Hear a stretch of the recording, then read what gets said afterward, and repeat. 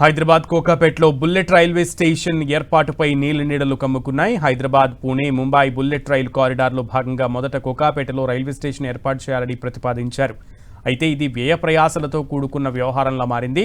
దీంతో ఈ ప్రాజెక్టులో కీలక మార్పులు చేశారు. National high speed rail corporation limited NHSRCLకు సూచించాలని రాష్ట్ర ప్రభుత్వం నిర్ణయించినట్లు తెలిసింది. ఉన్నతాధికారులతో జరిపిన సమీక్షలో సీఎం రేవంత్ రెడ్డి ఈ అంశంపై చర్చించారు. ప్రాజెక్టు వ్యయాన్ని తగ్గించడంతో పాటు పర్యాటక రంగానికి మేలు జరిగేలా కొన్ని మార్పులను NHSRCL దృష్టికి తీసుకెళ్లాలని నిర్ణయించినట్లు సమాచారం. కోకాపేటలో ఉన్న విపరీతమైన భూమి ధరల కారణంగా అక్కడ బుల్లెట్ రైలు స్టేషన్ ఏర్పాటు చేయడం ప్రస్తుతానికైతే తీవ్ర సవాలుగా మారింది.